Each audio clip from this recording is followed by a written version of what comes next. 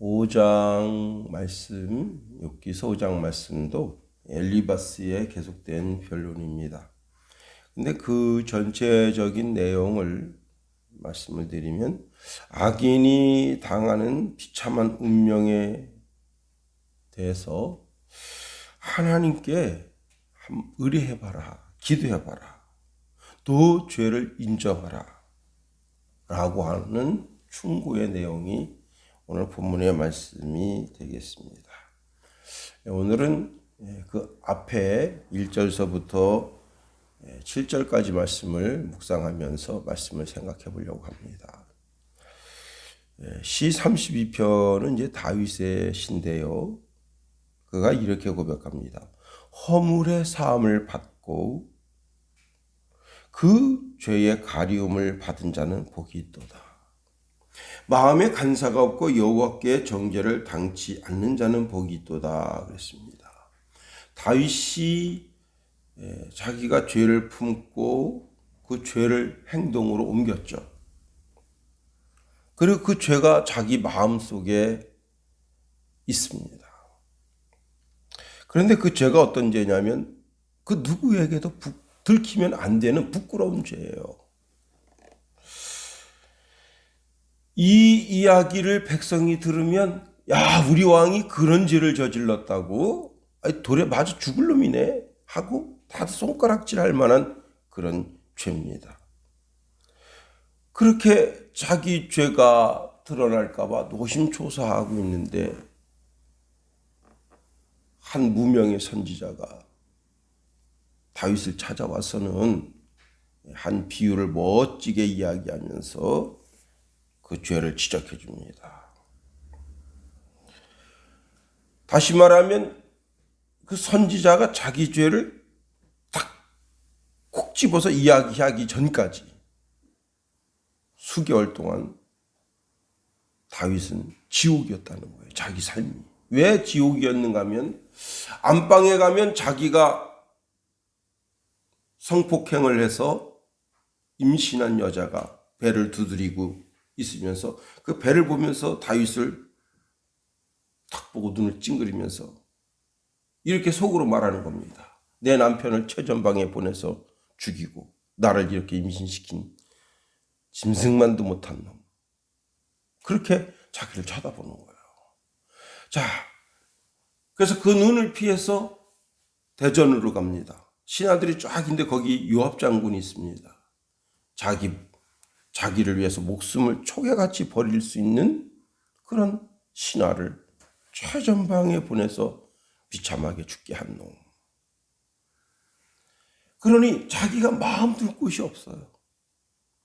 안방에 가도 그렇고 대신들이 있는 내전에 가도 그렇고 어디 자기 마음 둘 곳이 없어요.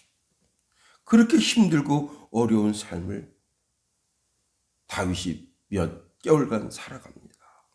그런데 그 선지자가 와서 그 죄를 범한 사람 바로 당신입니다. 그럴 때 다윗이 그 죄를 하나님 앞에 내어놓습니다.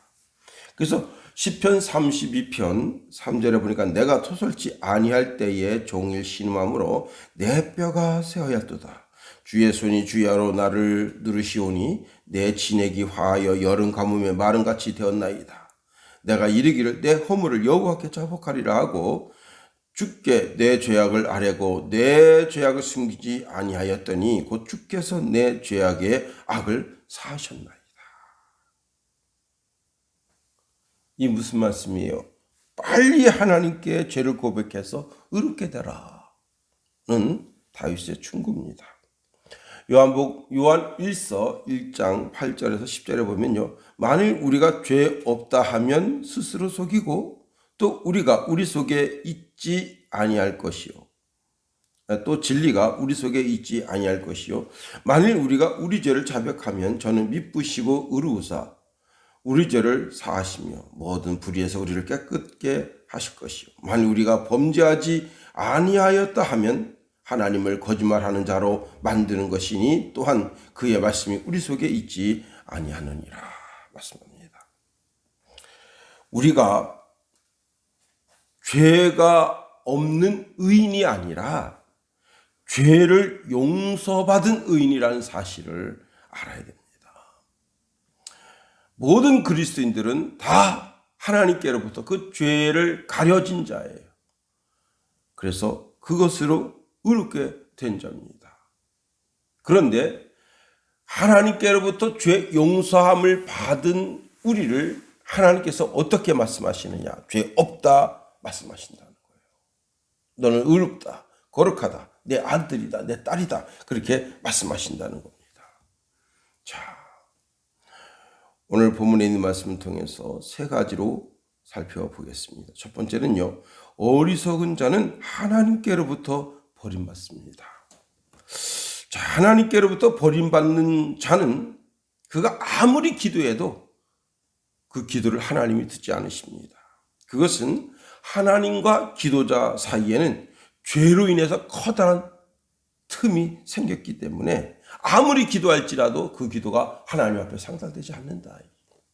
이사야서 1장 15절에 보니까 너희가 손을 펼 때에 내가 내 눈을 너희에게서 가리고 너희가 많이 기도할지라도 내가 듣지 아니하리니 이는 너희의 손에 피가 가득함이라 했습니다.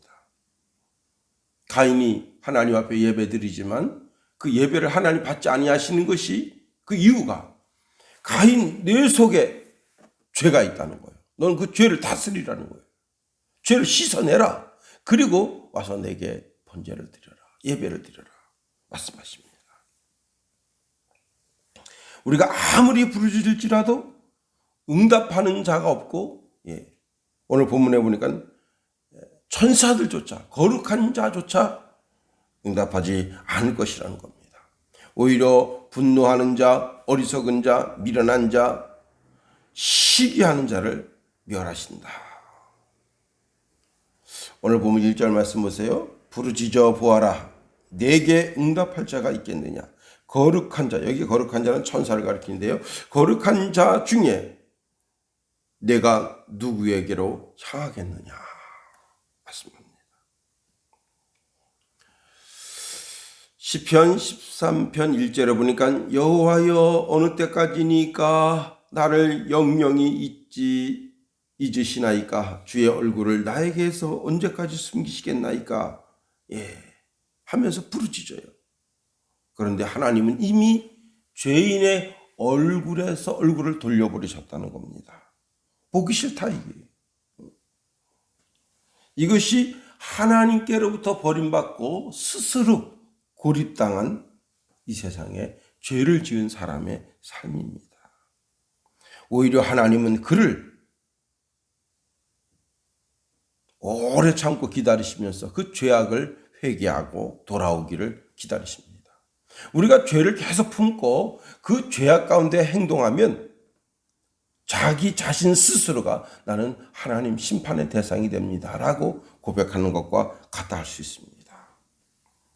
이렇게 죄악을 좋아하는 자를 하나님만 싫어하시는 것이 아니라 사람도 싫어합니다. 결국은 사람들에게로부터 버림을 받습니다. 시편 1편 1절 말씀이 뭐예요? 복 있는 사람은 어떤 사람이냐?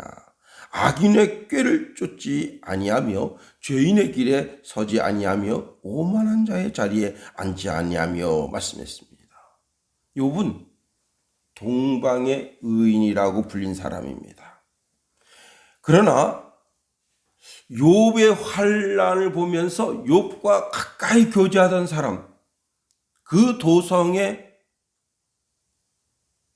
시민들, 또 심지어는 임금, 그다음 의사, 관리들, 이런 사람들, 때로는 너무 힘들고 어려운 삶 속에서 욥에게 도움을 받았던 사람들까지도 다 등을 돌린다. 왜? 욥과 함께하면 하나님의 심판을 같이 받겠는 걸 하고 다 등을 돌린다는 겁니다. 사람들은 욥이 지금 시험 당하는 것이 하나님께로부터 사탄이 사주에서 시험 받는 것을 몰라요. 그러나 욥이 너무 힘들고 어려운 상황 속에 들어가는 것을 보고 욥과 함께하면 안 된다. 욥과 함께하면 그 심판, 그 저주가 같이 임한다. 그리고 욕을 멀리하게 된다는 겁니다. 그래서 교제를 싹 끊는다는 거예요. 두 번째로 어리석은 자는 그 어리석은 자의 분노로 인해서 스스로 심판을 자처한다는 겁니다. 2절 말씀 보세요. 분노가 미련한 자를 죽이고 시기가 어리석은 자를 멸하느니라. 분노가 다른 사람을 죽이기도 하지만은 자기 자신을 죽이는 거예요. 본문의 분노는 자신의 슬픔이 극도에 달한 결과 그 분노가 자기 자신을 죽이고 있다라고 하는 사실을 이야기하고 있습니다. 또 시기심이 다른 사람을 죽이기도 하지만 자기 자신도 죽인다는 거예요. 시기심이라고 하는 것이 어떤 상황을 참지 못하고 불평불만하고 원망하는 그런 삶의 자세를 가리키는데, 그러한 자세는 자신 스스로 심판을 자처한다는 겁니다. 이 사람은 분노하고 시기하는 사람입니다. 그 사람을 누가 심판하고 누가 책망하고 그렇게 하지 않아도 자신 스스로가 멸망의 길을 찾아가는 사람과 같다는 겁니다. 이제 의학적으로 보면요, 사람이 마음속에 분노를 품고 시기하고 질투하고 그러면 어떤 일이 벌어지는가 하면, 이 교감신경이 활성화됩니다. 그냥 소화가 안 되고 장이 막 뒤틀리고 사람이 신경질적이 되고 아주 날카롭게 되죠. 결국은 분노하고 시기하고 질투하고 이런 삶이 자기 몸에도 그렇게 좋은 건 아니에요. 결국은 자기 몸을 자기가 찌르는 것과 같은 어리석은 상황에 들어가게 되는 겁니다. 나봇이라고 하는 사람이 포도를 잘 가꿉니다. 포도가 익을 때쯤 됐는데 사마리아 궁 아합 왕이 그 포도 익는 냄새를 맡습니다. 근데 그냥 그 향이 막 기가 막혀요. 포도 익는 향이. 저게 내 것이었으면 얼마나 좋을까. 그래가지고 그 시기심 때문에 나봇의 포도를 뺐잖아요. 그런데 그 결과 아합 왕이 얼마나 그 비참하게, 개들이 와서 그 피를 핥아먹었잖아요. 가장 비참하게 죽은 왕 중에 한 사람이 바로 아합 왕입니다. 가인 보세요. 자기 재산은 연락되지 않고 동생의 재산은 연락되니까 저 동생을 시기해서, 저 동생만 없으면 내 예배를 하나님 받으시겠지 하고는 동생을 죽였습니다. 결국 어떻게 됐어요? 그는 자신 스스로가 하나님의 얼굴을 피해서 스스로 심판의 자리를 자처했다는 겁니다. 세 번째로, 어리석은 자의 파멸은 자신의 삶에 전체적으로 임한다는 거예요. 자신의 분노, 자신의 시기심이 자기만 망하면 되겠는데 그렇게 하지 않는다는 거예요. 결국은 그 시기심이 자기 가족에게 미친다는 거예요. 자기 가족도 동일한 심판에 들어가게 되고 자기 모든 소유물에도 동일한 심판이 오게 된다는 겁니다. 결국 부모가 유고됩니다. 일찍 돌아가셔요. 그러니 그 성 안에서 자녀들의 삶이 안전하지 못합니다. 안갚음을 당하는 거예요. 비참하게 매를 맞아도 어느 한 사람 누구 변호해 주거나 구원해 줄 사람이 없다는 겁니다. 저는 지금도 제 친구 선교사가 들려준 이야기가 마음에 와 닿는 이야기가 있습니다. 그게 뭐냐면, 고아원의 애들은 누가 때려도 크게 울지를 못한대요. 왜? 크게 울면 다른 형이 또 때려요. 이 새끼야 왜 울어? 그러면서. 그리고 아빠가 없대요. 아빠 그러면 아빠가 와서 구원해 주잖아요. 엄마 그러면 엄마가 와서 구원해 주는데, 고아는 아빠 엄마가 없어. 그래서 아주 험하게 맞아도 그냥 눈물만 찍 흘리고 만다는 거예요. 아빠, 엄마 울지를 않는다. 오늘 시기하고 분노하는 자의 자녀가 그와 같다는 거예요. 어디 가서 얻어 터져도 누구 한 사람이 그 사람을 불쌍히 여기고 그 애를 불쌍히 여기고 보듬어주고 그런 사람이 없다는 거예요. 결국은 시기하고 분노한 것 때문에 임한 심판이 자기 자녀들의 삶에 고스란히 녹아들게 되는 겁니다. 자, 그리고 그 자식들이 굶주리게 돼요. 곡식 한 톨이라도 구걸해서 얻었으면 좋겠는데 아무도 주려하지 않습니다. 심지어는 찔려나무 속에 곡식이 떨어져 있어요. 그래서 그걸 하나를 딱 주웠는데 의인이 다른 사람이 지나가면서 그 알곡 하나까지도 빼앗아 간다. 가시덤불 속에 있는 알곡 하나 누가 쳐다보겠어요? 가시덤불 속에 있는 알곡 꺼내다가 자기가 찔리는 거 아니에요. 자기가 힘들고 어렵게 그 알곡 하나를 얻었는데 그걸 다른 사람 빼앗아가는 그런 비극을 맛보게 된다고 하는 겁니다. 다시 말하면 시기와 분냄을 통해서 임하는 아픔이 자기뿐만 아니라 자기 자식에게, 자기 자손에게 임하고 심지어는 자기 전 재산에게 임하게 된다는 겁니다. 7절 하반절에 보면 이렇게 말씀합니다. 인생은 고난을 위하여 났나니 불티가 위로 나름 같으니라. 그 재산에, 그 삶에 불티가 난다. 불티가 난다는 게 뭐예요? 다 타버린다 이게. 가장 불행하게 되는 거죠. 그렇습니다. 우리가 어리석게 시기하거나 질투하거나 분냄을 통해서 일을 그르치는 경우가 많습니다. 욥이 시기하고 질투하고 분내서 이렇게 지금 시험에 들어간 건 아니죠. 그러나 엘리바스는 마치 욥이 그렇게 시기하고 질투하고 분냄으로 인해서 이렇게 시험에 들어갔다라고 하면서 너가 하나님 앞에 회개하라. 그럼 하나님은 때리시다가도 안으시고 이게 아니지 하고 그 품에 품어주신다라고 권면하고 있습니다. 오늘도 우리가 하루에를 준행하게 됩니다. 세상에서 가장 어리석은 자가 누구냐?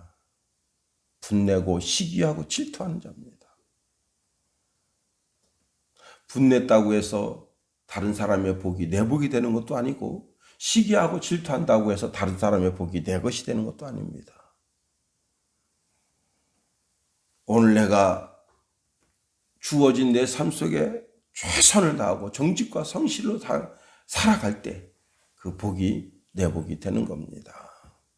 기도하겠어요.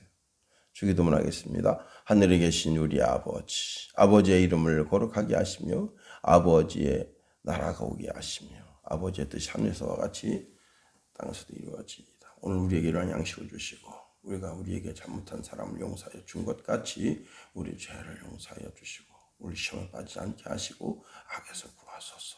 나라와 권능과 영광이 영원히 아버지의 것입니다. 아멘.